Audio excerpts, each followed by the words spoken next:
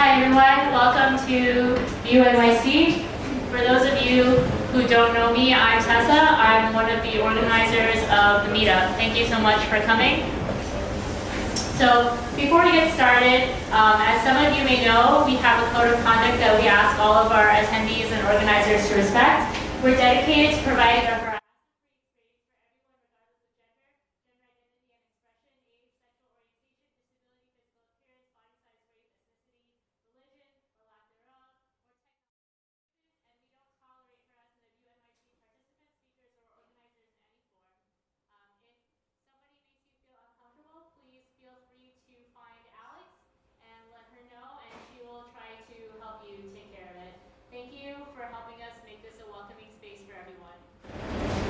Also, many thanks to our great host and sponsor, Newton.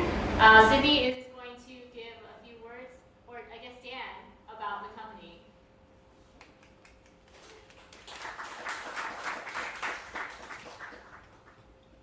Hi guys, welcome to Newton. We're really excited to have a new group of people here. My name is Dan. I manage an engineering team here.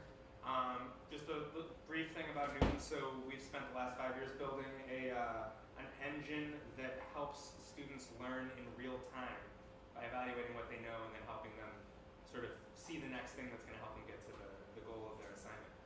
We spent about 5 years building it. I love talking about it. If anyone wants to come grab me after the presentation, I'm happy to talk education and tech and the future of our children. Other than that, thanks you guys. Thank you. Thank you, Dan. Also, thank you to all of our organizers and volunteers. Without them, this meetup would not be possible. And if you're interested in helping out, please feel free to find any of the organizers. And if you would like to give a talk, please hunt down Alex. She's waving her hand again. She's very tall. And if you're interested in sponsoring or hosting, please see Justin during the break or after the meetup. You can also feel free to check us out on our various social media networks. Ignore the Twitter one for now because I made that this morning and they were like, put in your age. It can be like your pet's age or your company's age or whatever. So I was like, okay. And I put in the Vue Meetup's age. And then it was like, you have to be at least 13 to be on Twitter, and it locked me out. So we don't have a Twitter right now, but we will soon. If that's too much for you to remember, you can always visit our website, VueJS.NYC, and we've linked all of our social media networks there.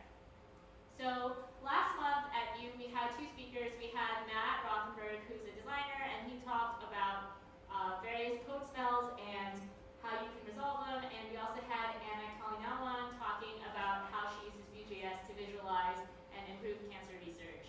And if you're interested in these, you can find them on our Vue YouTube channel, which again you can find linked on VueJS.NYC. So our first speaker is Colby Stone. He is a developer over at IBM, and he is going to give a talk about some more code smells. So let's have a warm round of applause for Colby.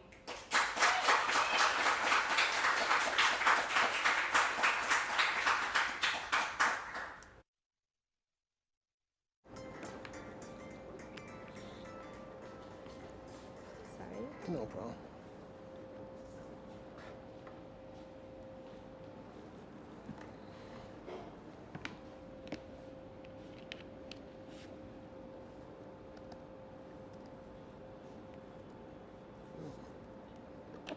Sorry about that.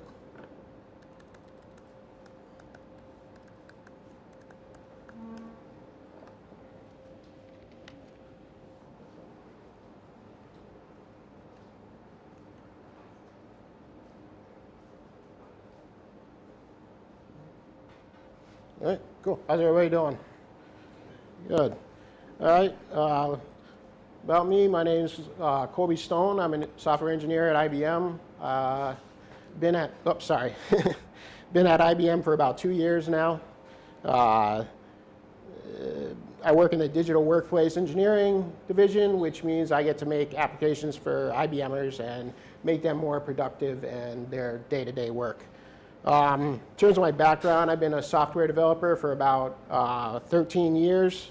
I was mostly self-taught until I went to UMass Amherst for my degree in computer science. I'm originally from Massachusetts, so I'm a diehard New England sports fan, which makes it fun living in New York. When I'm not coding, I'm usually trying to go to comedy clubs and new restaurants and shopping for sneakers. It's one of my hobbies. So we've been using Vue for about a year now at IBM in my division, and so we've come up with a few techniques to better make your code use less duplication and keep your files small. Just some techniques to go over. So I'm going to cover some slots, mixins, and vuex modules. So we're going to start with slots. So let's say you have a website, and in that website you have a concept of dialogues.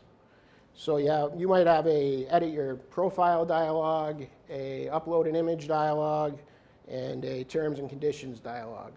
So these would all be components, and you'd have pretty much the same code in them. So let's just look at the form dialog. You might have a header section that would have your H2 with edit your profile. Then you might have a section for your form for the profile, the name and bio. And then you'd have some section for your buttons. And then in your upload dialog, you might have the same header, an upload container, and a row for your buttons. And then in your terms, no surprise, you might have a header, a middle section for the main content, and then a section for your buttons. Well, with slots, we can fix this. So we could create a base dialog that would have all that code that we have that's duplicated in it. And then we can use slots to put in a placeholder where we might put some code later on. So if we name the slot, we can name it header. We can put in a slot and name it main, and then we can create a slot and name it actions. The thing with slots is we can also have default code in these slots. So here I put in the cancel and save button, and that would automatically get added in when you add that slot. So if we come back out to the form dialog, we just import that base dialog, and then in the on the H2, we just give it the attribute of slot and header, and then that's going to go into that slot that we created for the header. And then we have a slot main, and then we might put our profile HTML in there. And as you notice, I didn't include that slot for the actions. That's because they have the save and cancel button that I used as a default, so we don't have to add it into our dialog. It automatically get in there, and here's that example of what it was looked like. And then if we look at the upload dialog, it's pretty much the same thing. We have the H2 that is our header, a slot that's the main, and then we don't need to insert that action slot. Now the terms and conditions is a little bit different because it had an accept and decline button, right? So all we have to do for that is just add in the slot and then put in whatever we want to override with what was in there before. So that's slots, and yeah. The next technique that I want to talk about is mixins. And mixins are defined as a flexible way to distribute reusable code in your Vue application. So let's see how we can leverage those to clean up our code. So let's say you have a couple of lists on your site, maybe a blog and some contacts. And each of those have a filter on the page, right? And when the user types in that filter, it filters down that list and will only show what matches that filter. So your code might look something like this, where you have an input that has a model on it with the term, and then that input calls a filter list, which passes the list, the attribute to filter on, and then the term that the user is typing in that filter. It would do that. But we have duplicate code in both of our contact and our blog, and we want to get rid of that duplicate code. So we can create a mixin and just export an object that has methods on it, and we put that filter list in there, and save it to a filter mixin.js. Then we just have to import that into each of our view files and give it the key of mixins and then give that mixin in there. So now we have access to that method in both of our view files without having to rewrite it, and then we can rewrite the method in one place if we want to change something to it.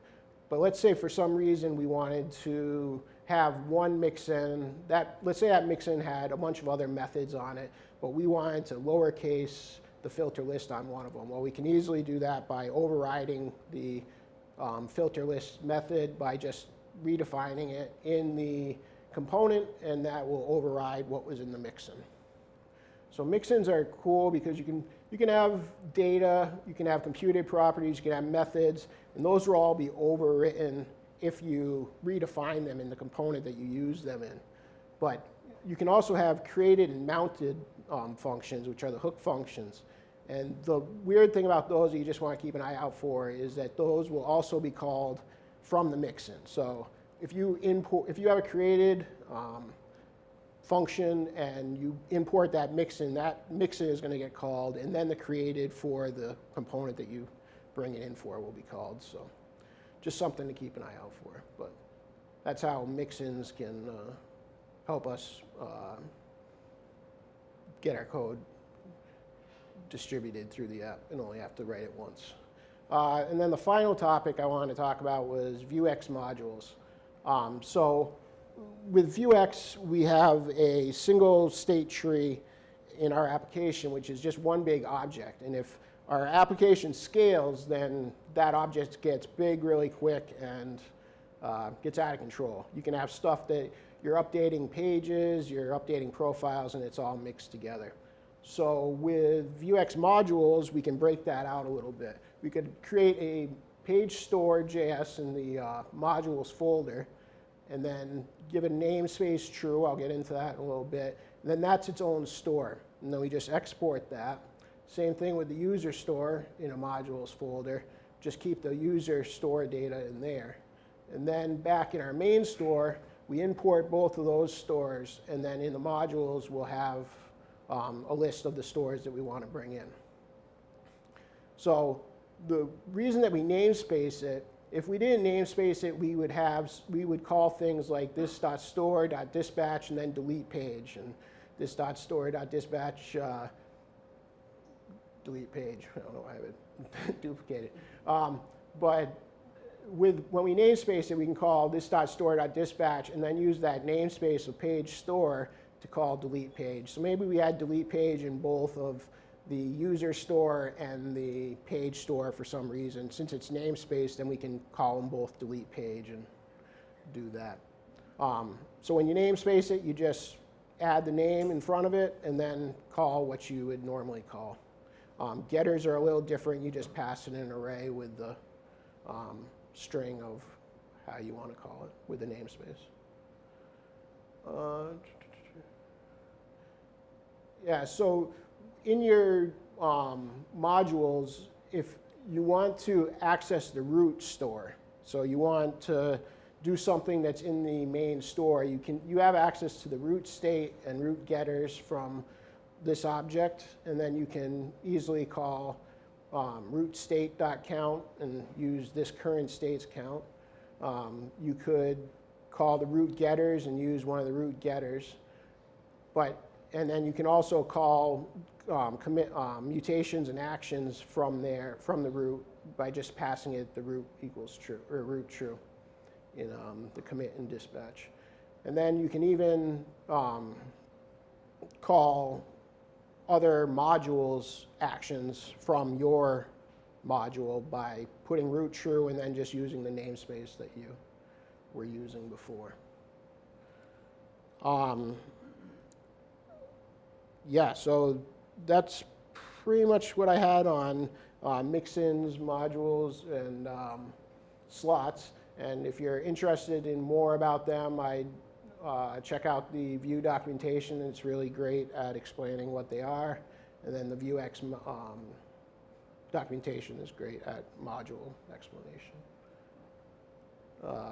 Thank you, and if you want to connect with me, I'm on LinkedIn at Colby J. Stone, and yeah, are there any questions? Yes?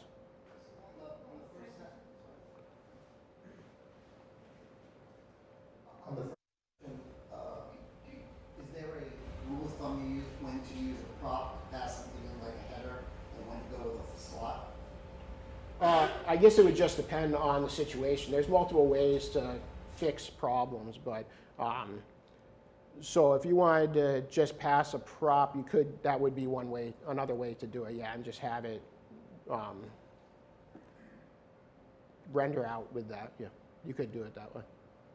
And with the second section in the mixins, Yep. I missed, I think one thing you said, so is it a real inheritance situation where it has polymorphism and you can call a super method if it's the same name, like when you put them in the end, or are they both getting called simultaneously for both? So the methods you can override, and then it won't call that original method. Right. It'll Can you call override. super? Can Yeah, call you could call the super method. Yeah. Yes. Yeah. There are other questions? So you set the mixins to like a list of mixins, Yeah. right? Yep. Okay, so how does overwriting within that list work? Like, if you have multiple mixins with the same method name, which one actually executes? So if you imported, that's a good question. Yeah, if you imported two mixins with the same method name, which one would be called? That was the question. Not sure.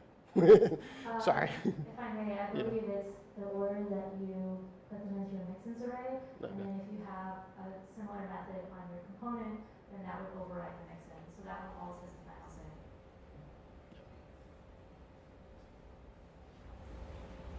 I have a question actually, Colby. I was wondering if you could talk more about the separation of concerns in mixins, like where you store your data and that versus like the component, and how much they should know about each other.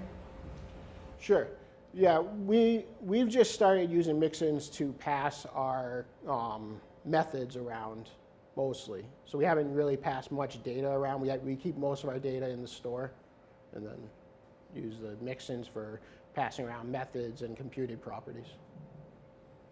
Awesome, thank you. Yep. Anybody else? Okay, let's get Colby a warm round of applause. Thank you.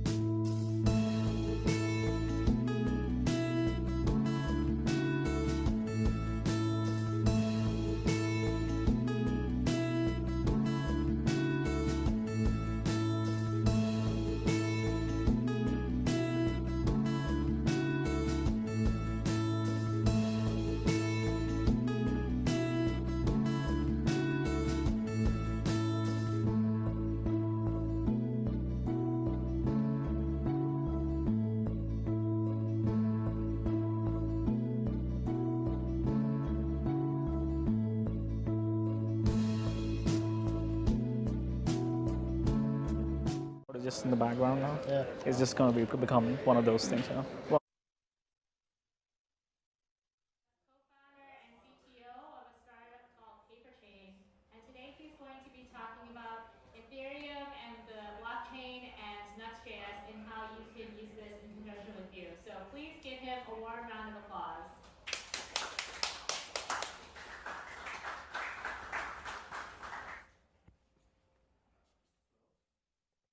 hear me okay? Yeah, cool. All right. Well, thanks for having me, everyone. First of all, I'm pretty new to NYC. This is my first talk or meetup in NYC, actually, so I'm pretty excited to kind of be part of the community and kind of like learn about what's everyone up to and really networking and connecting as well. So today we're going to talk about decentralized applications, building them on Ethereum, using something we built like a boilerplate, which is called Nuxt-Box.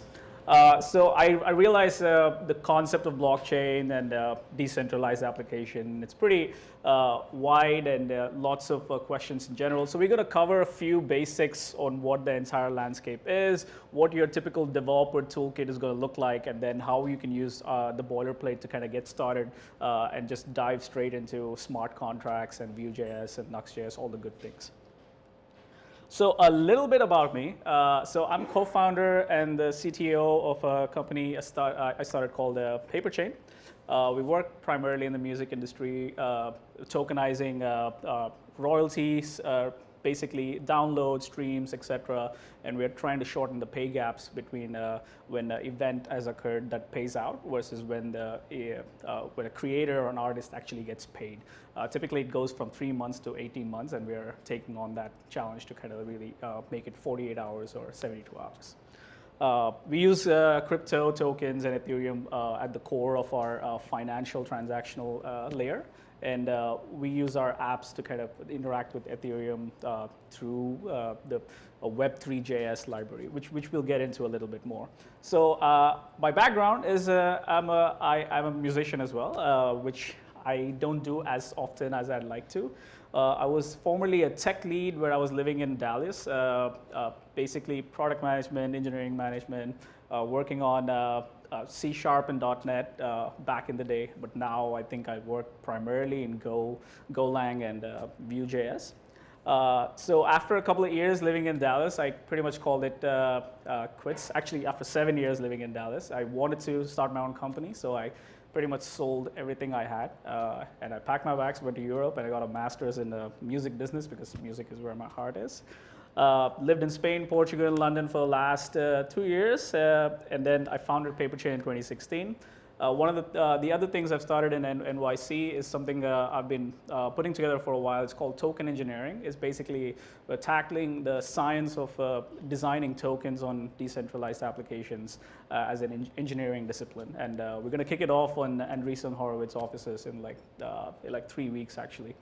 So kind of broad strokes on what we'll be covering is we're going to look at what blockchains are, and then what is Ethereum and how it is different in general, and then what is Web 3.0 that's been thrown around a lot, and something called Truffle, a framework, and MetaMask is a Chrome extension that, and you will see how you can use that in interacting with these dApps, and then finally Nuxt-Box and how it puts all of these pieces together, and then a quick demo and on how you can actually use the boilerplate template, and also if time permits, I can actually show you guys how we're using some of those aspects. So quickly, our blockchain, it's a technology. It's basically the technology that powers the Bitcoin, the world's first cryptocurrency. So the way you think about blockchain is a massive decentralized ledger where everyone has the same copy of that ledger. And on the left-hand side, you see the distinction of centralized architecture, what we are very used to with this server in the center, and then clients or peers are talking to it. And at the other side, decentralized are nodes. Think about like torrents. I'm sure at some point everyone has done that. Right? So think about torrents, peer-to-peer architecture where there's no centralized servers. So the concept of your design and architecture completely changes. In a decentralized system, you are disintermediating actually like a concept of a server. A server does a lot of things, right? It actually listens for traffic. It serves, you have storage, you have memory, you have cache, etc. So if you're going to remove it from a concept of a server, something in that network has to assume that role. And that's how you got to think about when you're building apps on top of blockchain. So the right-hand side is the core data structure that drives it. It's called a Merkle tree. On a simplistic, I'm oversimplifying this, but basically every single transaction in a blockchain has a hash. And if you see the structure bottom to top, you can see how hashes are, there's hash of A and hash of B, and the parent node has hash of A and hash of B. So basically it's stateful. Every new transaction changes the state of the entire blockchain, and hence you have to sync the blockchain to be up to date with what you can do with it. So Ethereum is also a blockchain, but it's slightly different because this was invented probably in 2011, 2012 by a 19-year-old called Vitalik Buterin. But the beautiful thing about this is it's exactly like Bitcoin, but what he did was he built a virtual machine very similar to JVM. He built Ethereum virtual machine on top of the blockchain, which is a Turing-complete programming languages. So what that means is that you can actually create smart contracts. So quick misnomer about smart contracts, they're neither legally binding or neither they are smart, actually. That's just a coined term, but that's just basically a bunch of functions that are executing on the blockchain. So smart contracts are functions on the blockchain, right? The difference with Ethereum is that what you see on that table right there, the Turing complete language, in the sense that every single action that can run on that EVM, it's a stack basically, and every operation has a associated gas which is basically a computing power that's going to take if you were to run a function on the blockchain. So everything from addition, multiplication, all the way to like doing a lookup or transferring money, every single thing is accounted for. So technically speaking, before you run a function, you can estimate what the amount of gas that's it's gonna actually take. So the science, as an engineer, you are keeping track of all of this, and you're really, it's a very conservative way of programming that language. It's a very small layer in your tech stack, in my opinion, but it's very crucial because like blockchain, transactions are immutable. Your code is actually immutable. It's permanent. If you have a bug, it's going to be permanent. But you have to design with that mentality. You can upgrade your code, but you have to upgrade your code in a way that the old code still is going to be there and accessible.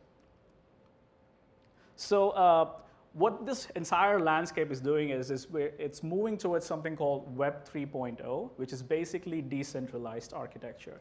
Like I said earlier, thinking about building applications in a decentralized way where peers are talking to each other using an application, your desktop becomes your application hub. There is no concept of a cloud. You have to redo the entire architecture of how you're thinking about cloud architecture or just applications or web apps in general. So this is a broad picture of decentralized applications in various different platforms that are being built right now. And all that news that you hear, ICOs probably raising 6 billion or 7 billion last year, is all of these or most of these companies together.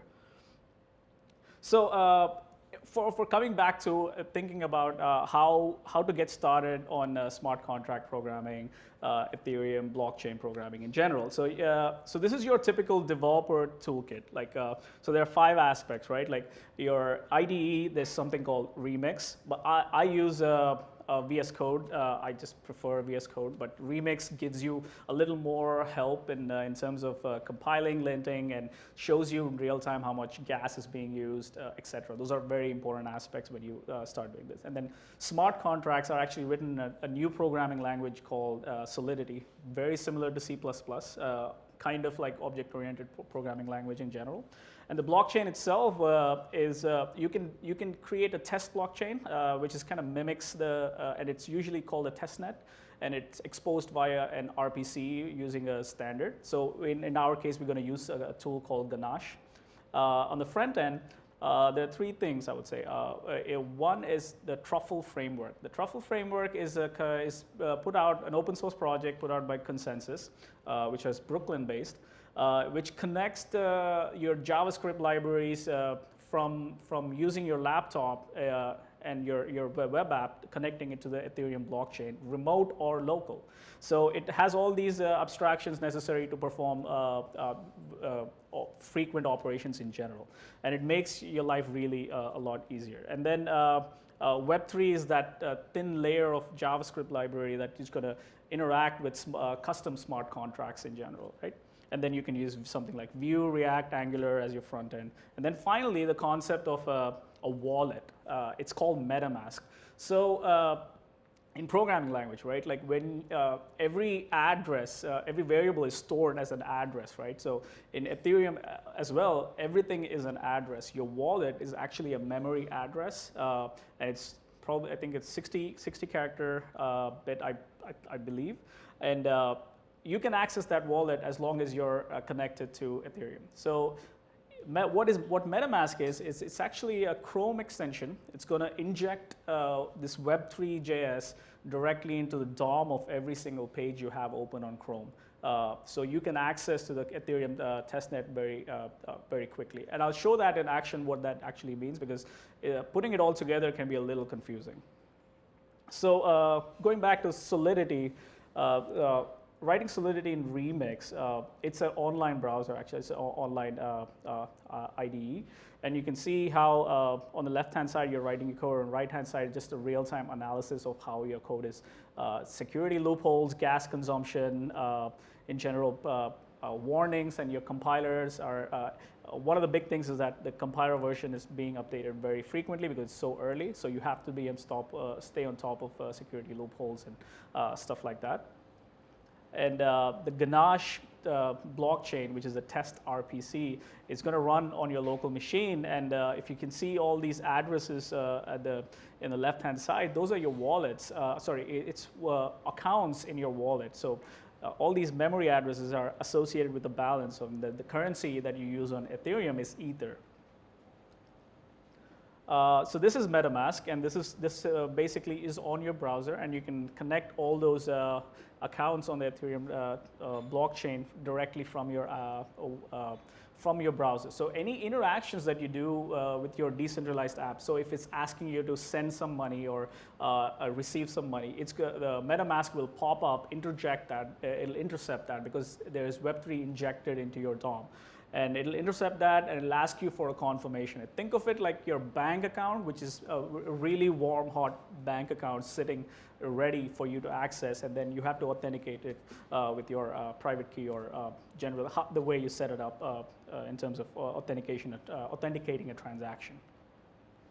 So Nuxt-Box, what we did is really putting a lot of these elements of Truffle.js, Truffle Web3, and then VueJS, and we use NuxtJS a lot. So for those of you guys who are not familiar with Nuxt, it's a framework that has things like hot reloading, your router and your stores, everything is packaged in there. As a startup, it's just like not worth bothering with all these things, and it makes life a lot easier. And adding the Truffle component to that just made it really fast for us to spin up different apps in our ecosystem. So you can download that directly from GitHub. It's open sourced. And the way, here you can see that the Truffle command, which is a global package that's going to sit on your computer, you just do Truffle unbox and Paperchain Nuxt-Box. And that's why we call it a Nuxt-Box, because you unbox it. And running the app itself, these are pretty much the 6-7 steps that you need. You're going to install Truffle globally. And the second is you're going to unbox the boilerplate, which comes everything installed. And when you unbox it, it actually runs your npm install for you. So everything is ready to go. And then the next thing you would do is compile these contracts. That's going to be a part of your application. Truffle develop, that will run the blockchain on your command line, and then you run your tests locally, and then you can migrate it, meaning that you can migrate your application, your smart contracts to that local blockchain. And then just Nuxt is basically starts the web app for you. So the app structure, if you see here, it's pretty straightforward. The top level, you see things like build, contracts, migration, and those are Truffle components. So when you compile contracts, when you say Truffle compile, it takes your smart contracts that live under the contracts folder.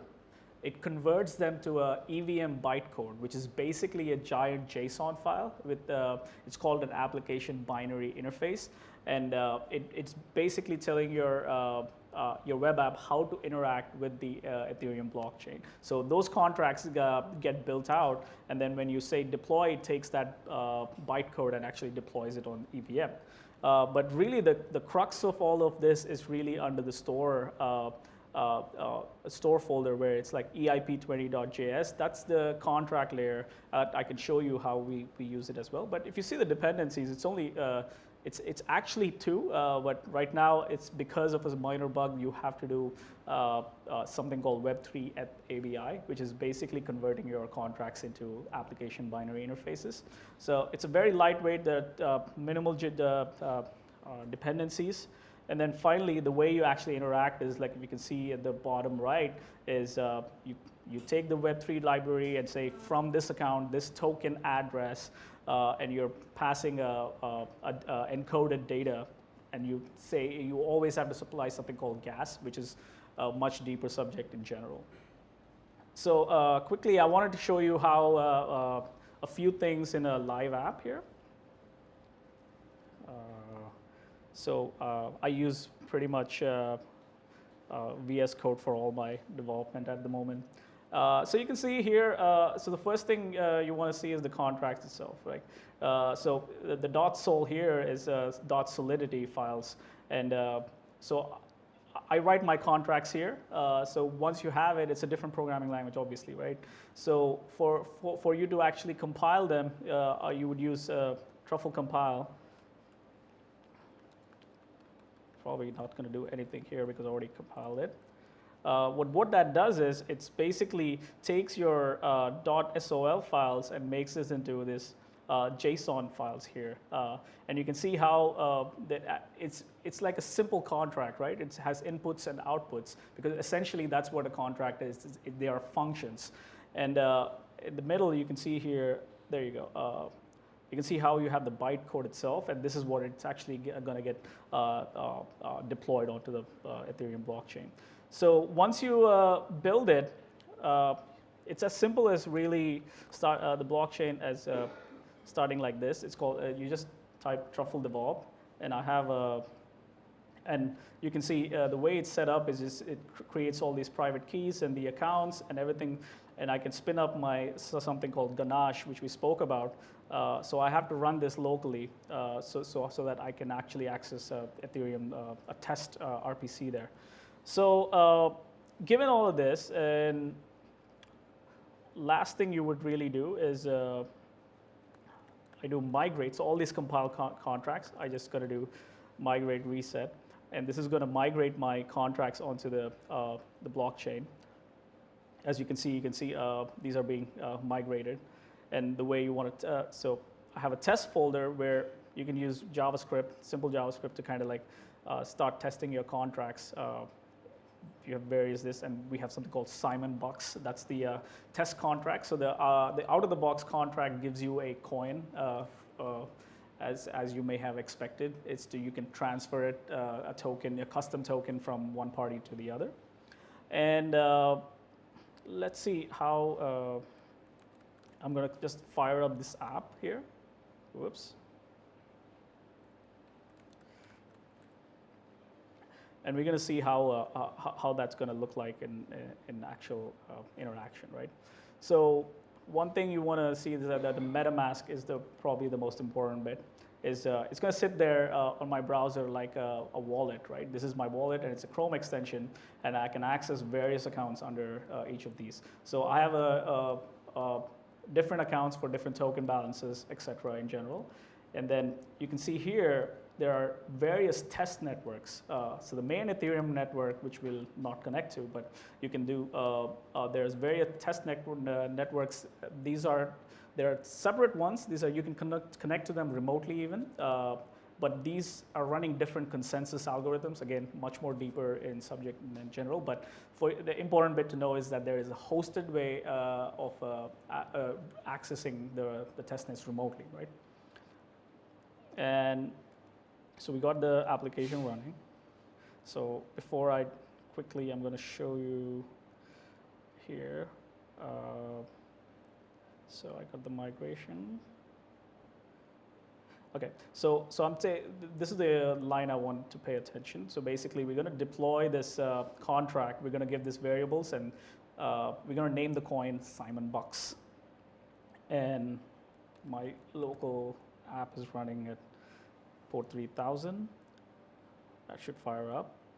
So here, what I'm going to do is I'm going to connect my MetaMask to that locally running testnet, which is here. Actually, I get a fault. Okay, yeah, there. So it's running on port 9545. So now it's actually connected. So when I do this Simon Bucks name, it's actually reading from the smart contract on my local blockchain, right? So now if you are running the blockchain, you have the same exact copy. So how all of this looks in practice is I can show you how we use it at Paperchain, because this is quite a convoluted topic in my opinion. And if you can see here, this is our app.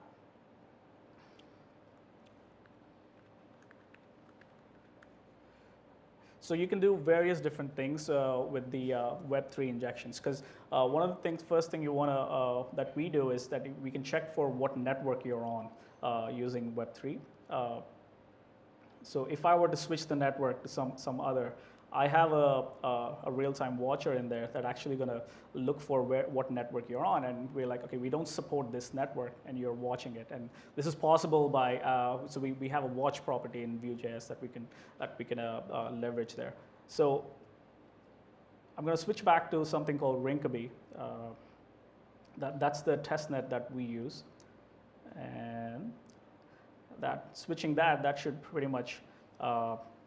Yeah, that'll go away, and I'll gain access to this, and I'll show you guys how. Okay, so within our app, there's this concept called wallet. So this wallet is going to talk to the Ethereum blockchain and see what transactions. So in real time, I can see I can switch my wallets here. So if I were to kind of switch it to main, you can see how everything got reactively listened to that event and actually rendered all the transactions. So this is possible because within our view file, we just have this watch property here, and then we fetch that account data when there's when it senses a different change in when I change the account in general. So how do you use this in practice?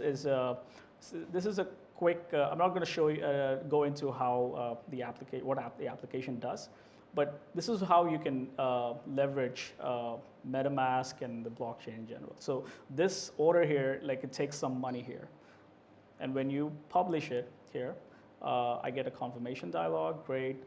And you see how when I try to actually send the money, it's pulling up my MetaMask and showing, is this the account you want to use? You can select how much gas you want to actually use, and if you use more gas, your transaction gets priority and when it gets mined. So that's the settlement of the actual transfer. And you can see how much this transaction is going to cost you. It's going to cost you 65 cents to actually publish this. So one of the nice things about Ethereum and crypto in general is that you send 10 million, 10 billion, or 10 cents, it's going to cost you the same amount of gas. So we found that to be very cost effective, making our payments very liquid and very efficient actually. So in here, I can just pretty much say confirm, and I have a service worker kind of like waiting for the transaction. It typically takes about 20 seconds to mine the transaction, but and the reason that you're waiting for the mining of the transaction is because it's a state change in the entire blockchain. So when enough miners have accepted your change that you put on the blockchain, then they get a confirmation. So that's how you get something called a block confirmation. So typically 20 seconds. There you go. My transaction obviously failed because I just didn't have enough Ether on my account. But the idea is like you can see the entire process, and you're structuring your application in a very async way because you can't actually have user experience wait for actions 20 seconds and etc. in general. And then going back to our talk here. So. Like I said, so the next steps for the project in general is that you've seen Web3, it was actually an alpha state NPM package. We are pretty much waiting for a proper 1.0 release. And then within the repo itself, we're trying to put in lots of test nets, various configurations. And the next stage is really using Vue CLI to spin up the template. So, it's an open source project. If you like to contribute, learn more about it, feel free to join us. I mean, there's no qualm for making mistakes or asking questions or just getting involved. This is one thing you have to know, for the Ethereum, there's a huge community on React and very small in Ethereum. VueJS. We use Vue, Nuxt, and Ethereum at Paperchain.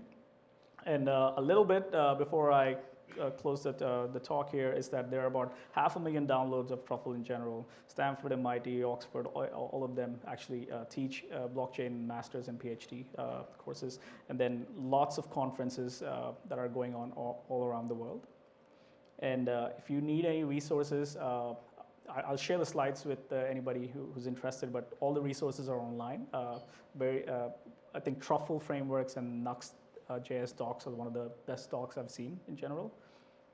And lastly, yeah, that kind of finishes the talk. But thank you. If you ever have to reach out to me, you can reach out to me on Twitter, or that's my handle for pretty much anything I have in online, or you can email me at rahul@paperchain.io. All right, thank you.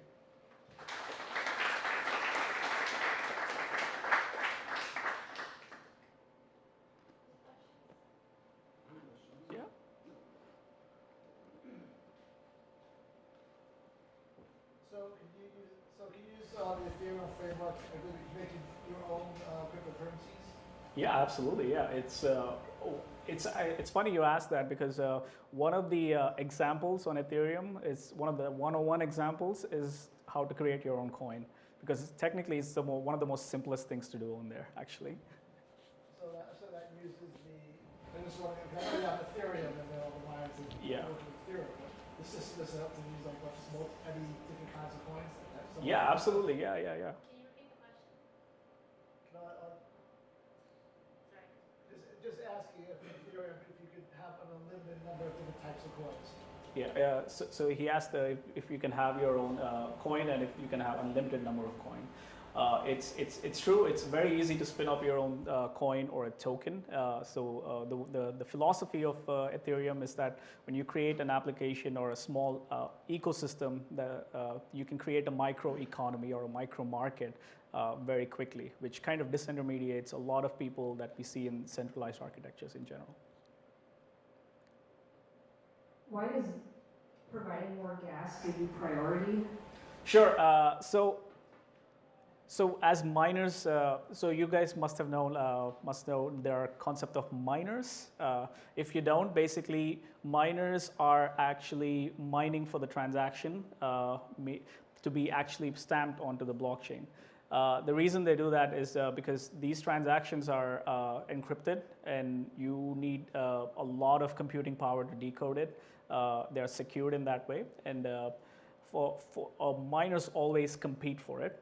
And the reason they compete is whoever successfully decodes that transaction and puts it on a blockchain are rewarded with actual Ether, or in terms of Bitcoin, they mint new tokens, new Bitcoin for them. So which is pretty rewarding in general.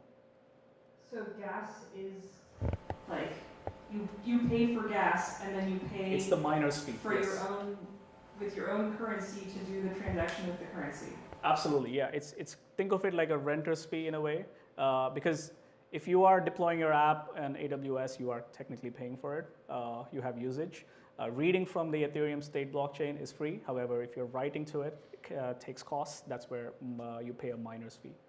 So does the ratio of gas to coin fluctuate independently of the coin's price? Actually, right now, the way the consensus algorithms are written, the price of gas fluctuates the amount of transactions in the network, regardless of the token's speculative volatility.